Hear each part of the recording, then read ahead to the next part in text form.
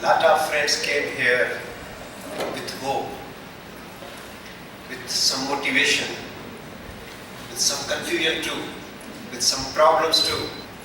I know Congressman Sherman. He taught me what is the answer of the old question.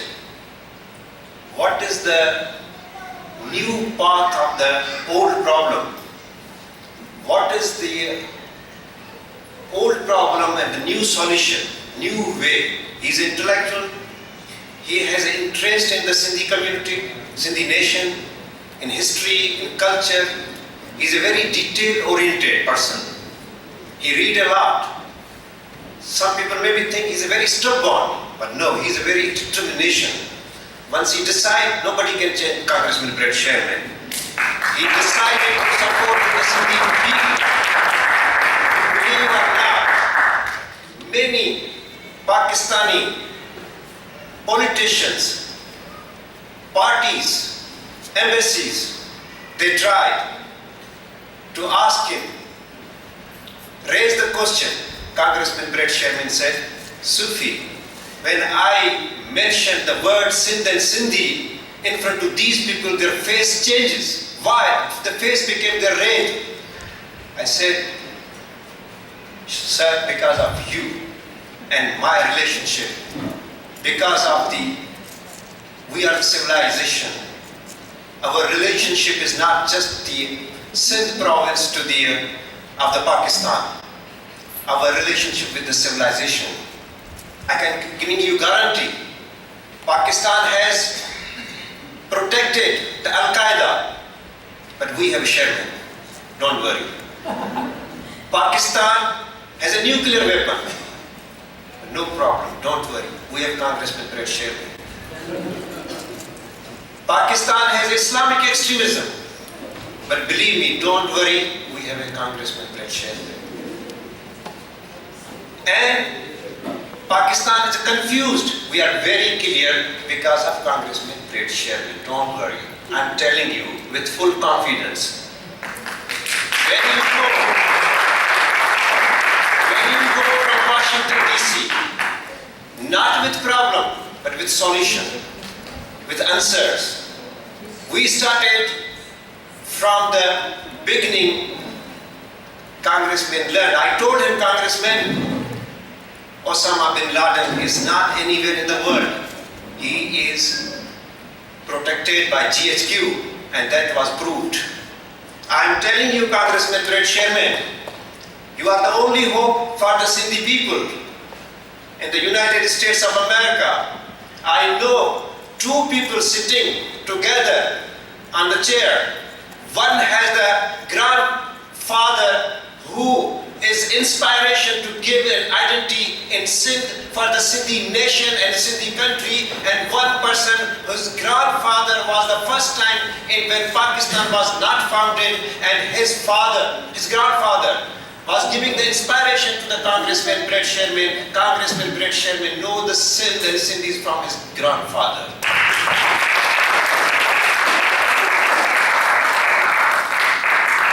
I'm telling you, today, this message, we don't have a media, no problem.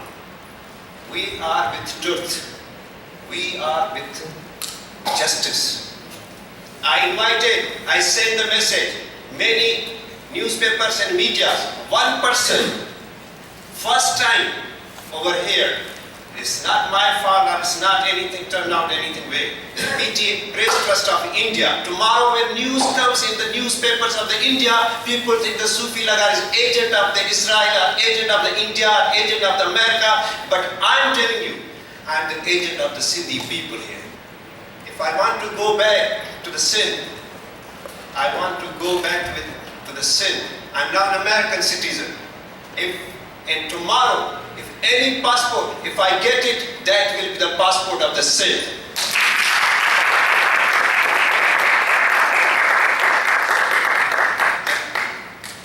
Believe me, I'm sure, I'm confident that we enjoyed.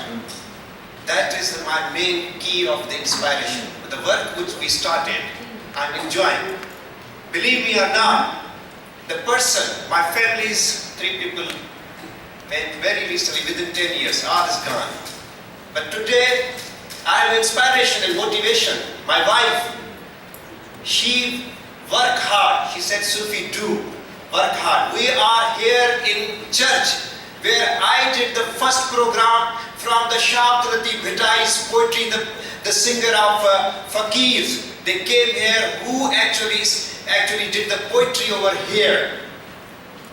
The first program which I have done it. And just last program which I have done it to my brother's memories. But again, this is life. Grief and sorrows and happiness all goes together. And today we are honoring among the Sindhi community and the friends of Sindh and the friend of the Sindhi people, the Congressman great Sherman. And like my friend Jalal Mahmud Shah said, he's a really Sher man. And he's with us, we have no problem. Please, Congressman Brett Sherman, come and say.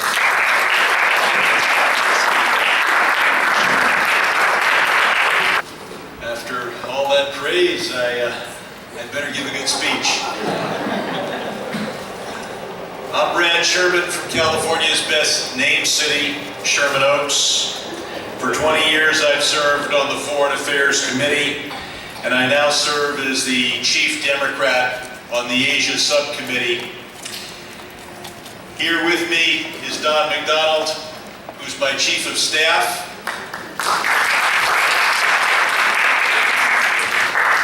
With me for 20 years, actually 21 years. I've only been in Congress for 20. He was with me before I got to Congress, and he is now the Chief Democratic Staffer dealing with Asia. And I'm happy to take credit for everything I do, but without Sufi's guidance and without Don's hard work, I wouldn't be able to take credit for anything at all. Sufi, it is good to be with you. We've been here before with the funeral of your father and the funeral of your brother, a martyr for sin. And I don't know where you get your strength to be able to be here today. But you are indeed a man who has overcome sadness in order to work for progress. I think I know where you may get some of your strength. Is Fati here? Yes.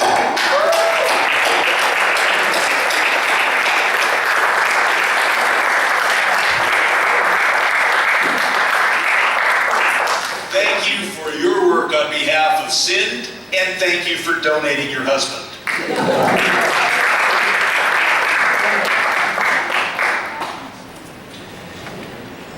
We do not have an easy task, for there is in Islamabad a powerful clique, divided perhaps into different factions, but a clique that has tremendous control of the various provinces of Pakistan and has one of the largest supply caches of nuclear weapons in the world. But we need to stand strong and work for human rights and work for a Sindh that can flower as it deserves to, given its incredible history and culture. Now, there are many Americans who have a particular image of Islam and of Muslims. And on TV, they see people screaming death to America, and that is their image. They need to come to Sindh.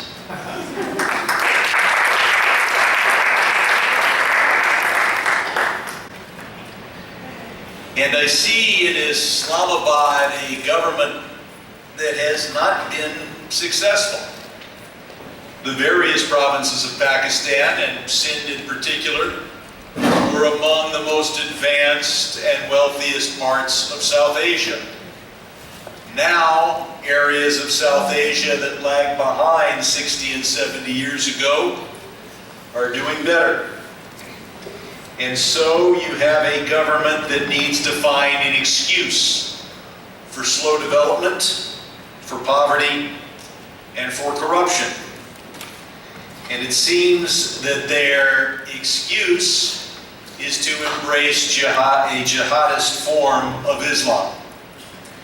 The people of all the provinces of Pakistan will eventually see through that, and they will demand a government that respects human rights and doesn't need to oppress people to have control, because it delivers economic growth and is actually popular. I have brought up the issues of Sindh continuously, not only with the US government, but with every Pakistani ambassador, with Prime Minister Sharif, etc., etc. And now and then, I'm accused of being an American trying to undermine the territorial integrity of Pakistan. I would say just the opposite.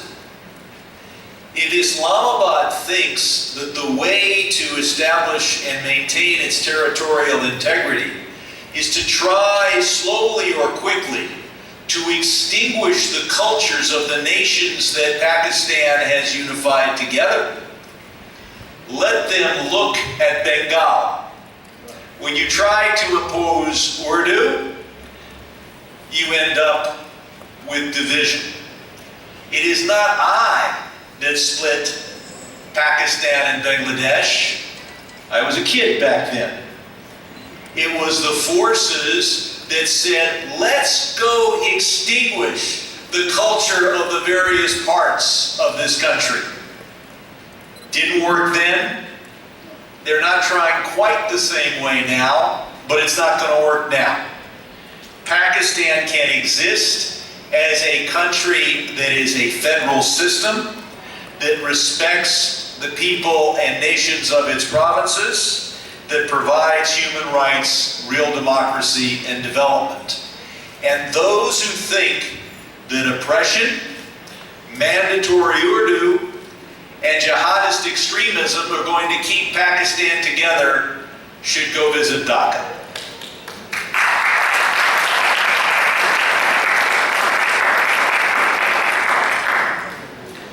I heard those action items, I took notes, and you can be sure that we will be urging the State Department and the Karachi Consulate to accept all legal documents in Sindhi, starting of course with marriage licenses, to understand the importance of education, and I can't think of a better way to do it than centers of excellence and 10 centers of excellence. And we will be, not only am I asking you, but I will be asking the Director of USAID for a regional analysis of American aid to Pakistan to see whether Sindh is, at least according to their records, getting its fair share. And then when I get a list of the projects in Sindh, I'll be asking the Chief Minister to tell me, former speaker, to tell me whether these projects are actually happening, whether they're happening effectively, and whether there's any unfortunate signs of inefficiency, waste, or corruption. Okay.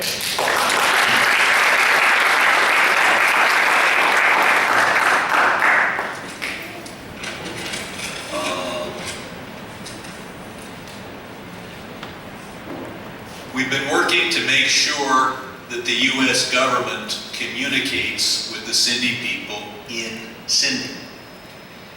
This is important for the United States. There is no more important region of the world than Pakistan, and you can't communicate with people unless you do it in their own language. And the government can tell you, well, this is the official language, but if you want to communicate with people, you communicate with them in the language they prefer, that they are most comfortable in, that they can, and the very fact that you're using their language and the language they prefer is persuasive in and of itself.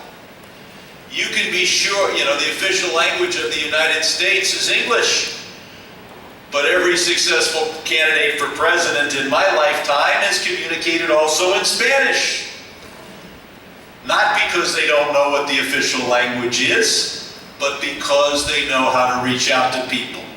And certainly a country ruled by people who know how to communicate, because that's how they get elected, should preside over a State Department and a Voice of America that knows how to communicate abroad. We've been pushing for the use of the Sindhi language both on the web and in Voice of America. We've achieved the web, and I look forward to a critique. I hate to disillusion some of you. I don't actually read or speak Sindhi. I know that's a surprise. So I need you to give me a critique of how well we're doing on the web. But we also need to have the Voice of America broadcast in the Sindhi language. And just a year ago, we were able to put language in the U.S. International Communications Reform Act to say that Voice of America would have to analyze the idea of communicating with people in the language they speak in their homes, and they know exactly who put that in and which language they're supposed to look at first. The human rights is obviously an issue, and in a way I'm getting a bit frustrated because it seems like every week Sufi or others with the foundation are bringing to my attention a forced conversion, forced marriage, a blasphemy trial, a disappearance, or an assassination. And that's not the way a country that wants to be an ally of the United States should be run. And nothing, of course, is closer to me than Anwar's assassination.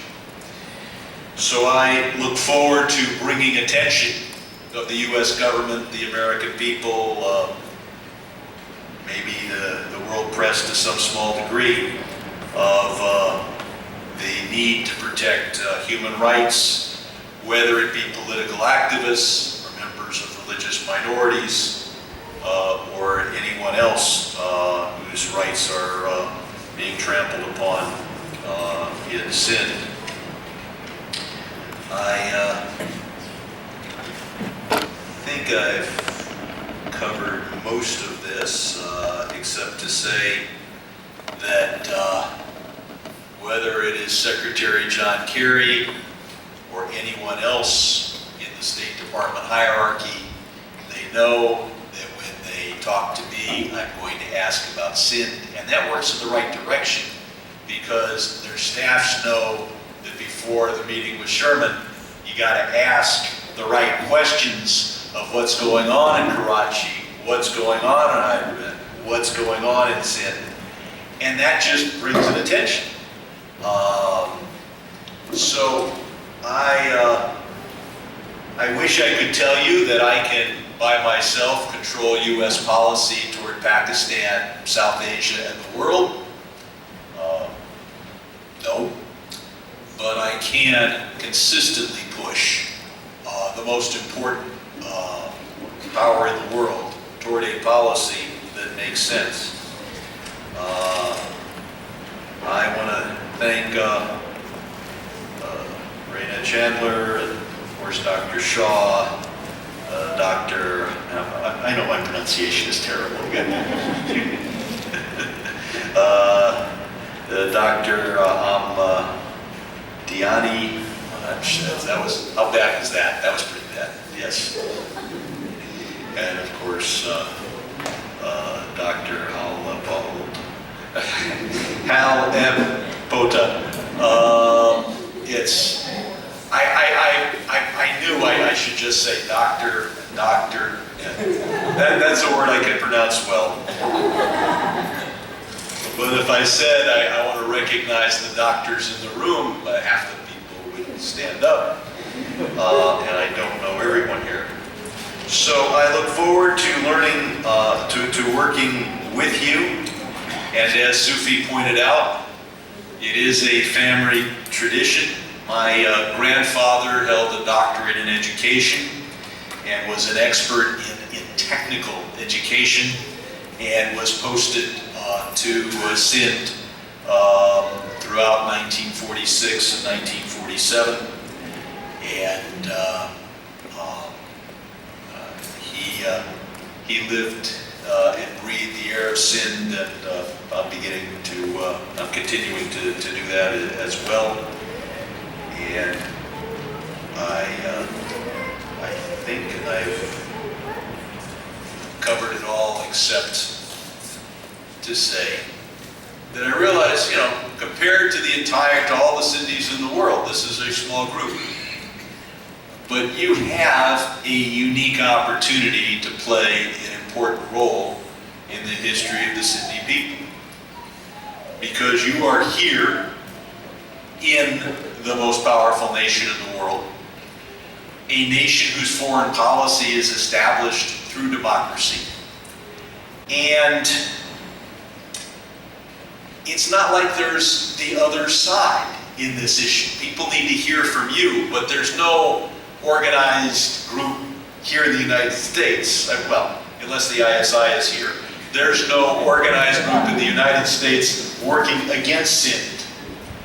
And so if you can get your message through to Congress and to the State Department, you can have a significant effect on the policies of the nation that has a significant impact on the world.